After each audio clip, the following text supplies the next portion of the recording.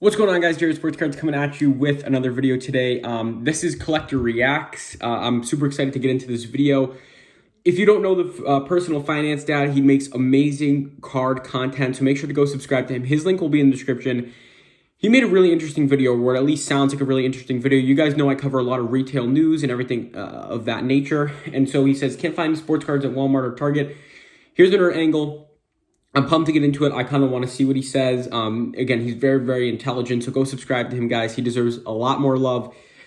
So let's get into the video. Happy Sunday, friends. I've noticed there's a lot of frustration with people that cannot find new product at Targets and Walmarts, and I just want to talk about some alternatives to this particular practice that could be fun, could be enjoyable. Stick around.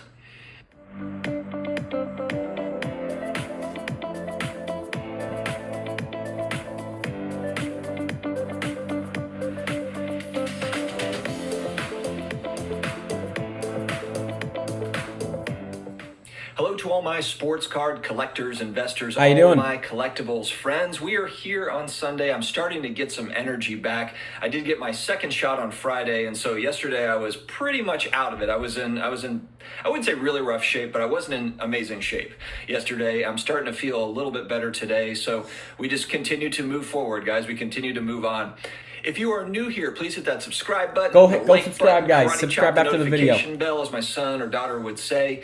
We pretty much cover all the gamut on different collectibles. We talk a lot about sports cards. We talk about comic books, action figures, starting lineups, other types of collectibles, NFTs that I think that could be interesting in the alternative investing space. It's a good time. Tomorrow, I've got one of my subscribers, Ryan, coming on a live show tomorrow at 9 p.m. Eastern time. I'm excited for this one because Ryan, he comments on a lot of my videos, and he is a plethora of knowledge when it comes to sports cards. And so I'm really excited to pick his brain, really going all the way back to cards from the 30s, maybe even older than that. He's got a very cool collection and just a great take on a lot of stuff. So I want to talk to him. I'm excited about it. So definitely tune in for that. That's going to be tomorrow night, Monday night, 9 p.m. Eastern time. All right, guys, there's been a lot of frustration, I think, from just people that are trying to get new product that are not able to get it at Target or Walmart. Target had moved down to one product per household, and now a lot of their stores are just kind of stopping sales for the time being temporarily to see how things kind of play out. Although it will be online. And so if you're someone that's getting into the hobby, and this is kind of my concern, is I'm worried about people that are just getting back in maybe after 25, 30 years like I did a few years back, and there's just not a lot of options for you. You know, there's not a lot of options, or you don't feel like there's options because you go to the store to buy cards, packs of cards like maybe you did 30 years ago, and there's just not options for that. And then you go online and you're like, how can I get a packs of cards? Wait, a hobby box is $1,000 and it includes 25 cards. That just seems expensive, and so you don't even bother with it. And so that's part of the reason why I'm making this video, is just to kind of present maybe some other ideas. And some of these might not be applicable to you. This might be like, I don't want to do that or whatever, and that's fine. Do whatever you want to do. I'm just trying to present other options for people that might be new to the hobby, or people getting back into it that just might not be aware of some different things. So first off, buying and selling singles is fun, whether it be I agree. raw being they're not graded cards, or buying and selling graded cards. Really just kind of depends on the price point, the players. There's so many kind of variable sets that play into the price points for each, but that's what's kind of great, is when you're buying and selling singles, there really is a price point for everybody. So whether you are trying to buy and sell to flip, to maybe buy other cards, or you're just looking to buy and hold and then maybe sell down the line, or just collecting it just because you like a certain player or team, there's never really been a better time, I would say. Totally agree with him. This is probably one of the best times to, well, you know, this is probably one of the best times to get into the singles market, I would argue. To have access to buying singles. 30 years ago, there was no eBay. When I was starting out 30 years ago, there was no eBay, there was no ComC, there was no StarStock, you know, there was no Facebook Marketplace or Twitter or whatever to buy cards on Instagram. You know, it didn't exist. So unless you were buying it from your local card shop or going to a show, you weren't able to get it. Now you have access to singles. Now you can go online. eBay is still the largest marketplace for buying selling singles online. Yep. But there's a variety. There's a variety of options. But buying and selling singles can be fun. You can do it kind of in the same way that you would, when you're buying packs, buying boxes, unless you are buying it to keep it sealed and resell it, if you're looking to open it, then you may as well, for a lot of the products, especially the new products, we've seen it time and time and again, using the market movers and card ladder data tools, and also just eBay sold listings following it.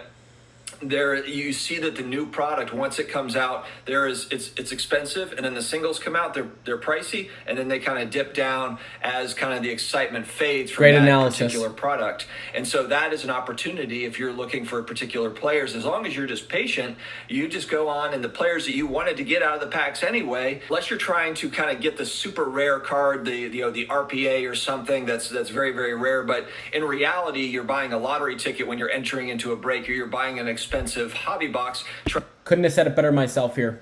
Trying to get the one of one nebula or whatever it is. It's like, do you want to spend a bunch of money trying to get it in a break or buying packs, or do you just kind of save and buy that card? That's something that you have to really, really think about, because it's just a reality. I'm noticing people that are getting into breaks, they have some fun with it, and then they kind of get out of the hobby. It's just kind of like, and it's short-lived. I think that there's opportunities there if you really enjoy the cards, to buy and sell the cards. Now, if you really enjoy the buying and the selling of the cards, but you don't necessarily want to hold all of the cards, COMC is great, comc.com. Great or, website. StarStock. So these are two sites. These are two examples of sites where you can go on and you can buy cards and you can have them shipped to you, or you can just not. You can just, they hold them for you, and then when you're ready to sell, so it's, instead of having it in your house or whatever, or in your safety deposit box or whatever, it's sitting there on the site, and then you just kind of move them as you would like to. So that's kind of fun for people too that are just into the buying and the selling, but don't necessarily have the space or the want, to hold on, to kind of gather those cards. Now, I personally I like to do both. I do more of the physical stuff in hand as opposed to doing COMC and StarStock, but I have done a little bit on COMC and StarStock as well. So I've done a bit on StarStock. COMC I've bought cards from, but I don't really sell through them, but they are great if you're selling a lot of cards and you don't want to hold them or ship them out yourself. I've tried it all out, and I like all of those things. I think they present different options, and they each present value. If you really want to open packs, that's your thing. You're like, man, I just really want to open packs. Check, what about previous year's product? It's not that everything from previous years just keeps on getting more and more expensive. I'll use one example, and this is kind of an older set because it was mass produced, but 1988 Topps football card. Okay, yeah, so anything prior, in the 90s, yeah, that's going to be easy, a cheap rip.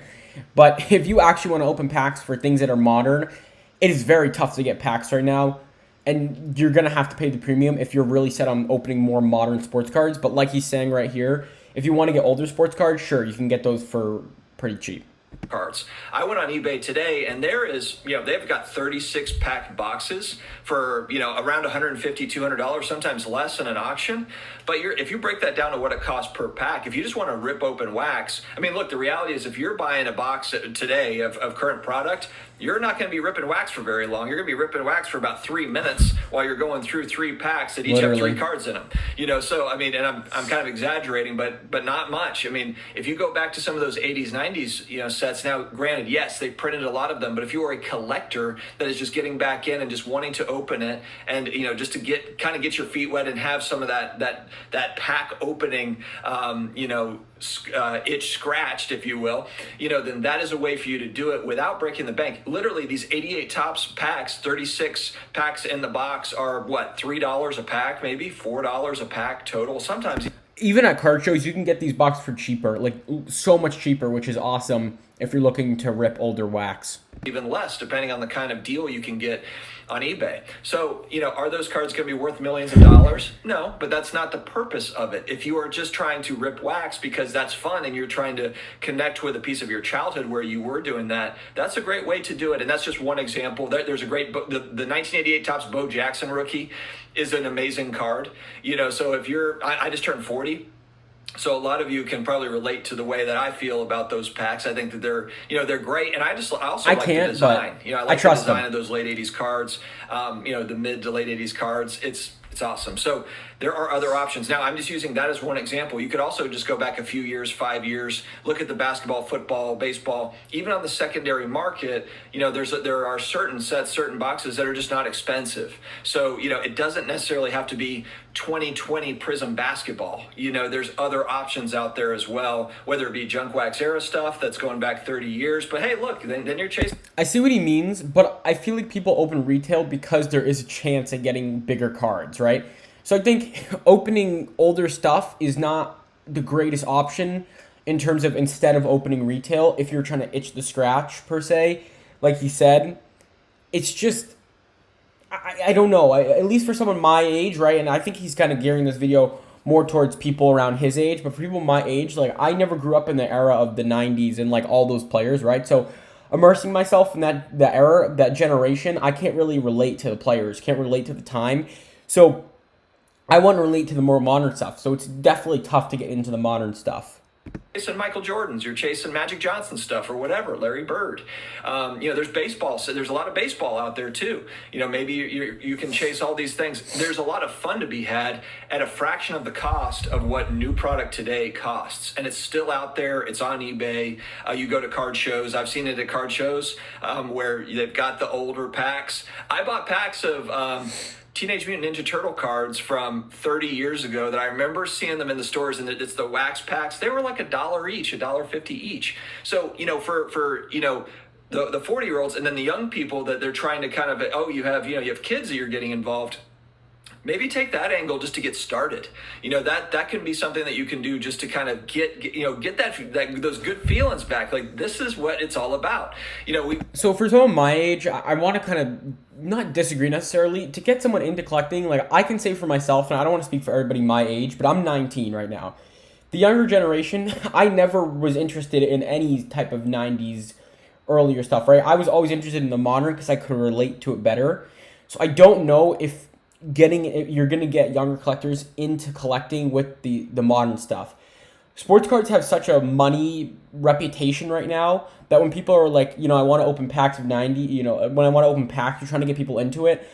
It's sad, but a lot of people aren't getting in necessarily for the collecting because you need to hybrid collect. You can't just keep throwing money into the hobby without getting at least something back to buy new cards.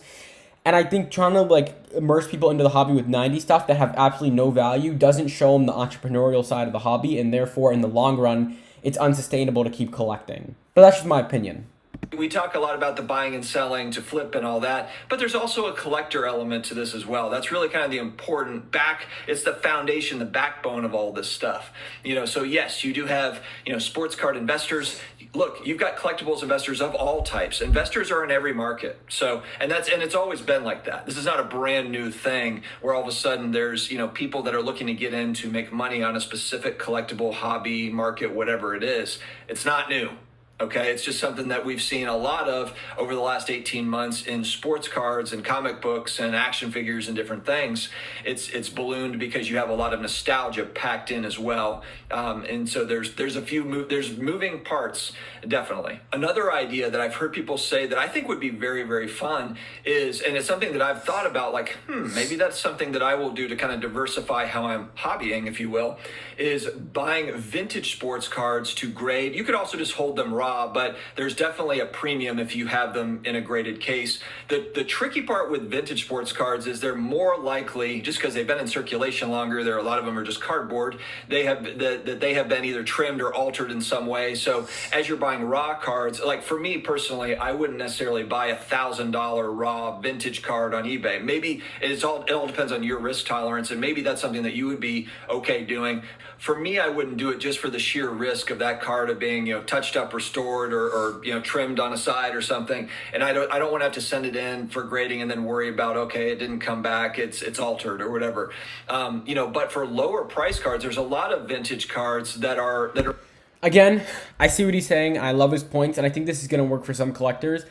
But again, it's so tough to go to modern stuff to older stuff. It's so tough to kind of get out of that newer mindset and kind of get to the vintage stuff. inexpensive, and of great players, Hall of Fame players that you could go through as a collector. And I think there's also an opportunity to buy and sell them for profit. I definitely think that there is for certain cards. There is. And right now, over the last few months, we've seen a little bit of a price dip in prices for sports cards. So it's not necessarily a bad time to get in if you compare pricing to what it's been over the last 15 months. You are seeing prices starting to come back down. And so it gives opportunity to kind of get in on some of these singles. So that vintage kind of, I've heard people, and I've heard that communicated to me in the comment section, hey, I'm buying vintage and grading to resell or to keep some for my collection. And I think that's really cool. I'm a big fan of vintage sports cards. And I would also include 80s in that. For the younger generations, 80s is vintage. They call that vintage. It's not really vintage, but I would include 80s cards in that bucket, because I think that's just a fun way to do it. And then look, if you happen to get back in 9s or 10s, that can be fun to kind of send those away. You can buy those cards fairly inexpensively, a lot of them raw, and then you can get them graded and see what happens. So I think that is a fun way to hobby that's not talked about. It's tough with PSA right now, and just all the backlogging of all these grading companies. So I think when PSA comes back, that is going to be a more viable option. But for now, it's definitely tougher. Very much. But again, there are some added risks with vintage cards. Those vintage cards can be more likely to have been trimmed or altered. But let's also not forget, too, that modern sports cards have the opportunity to have been trimmed or altered as well. So it's not as if you're buying a 3-year-old, 5-year-old, 10-year-old card compared to a 40-year-old card, that those cards haven't been trimmed. They very well could have been.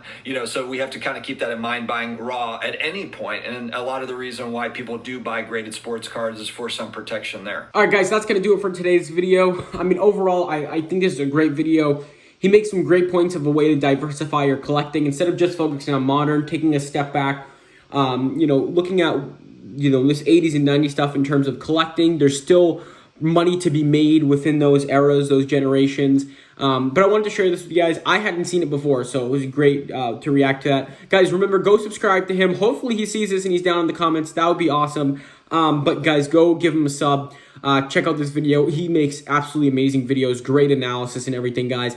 I'm going to leave you there. Have a great day. Peace.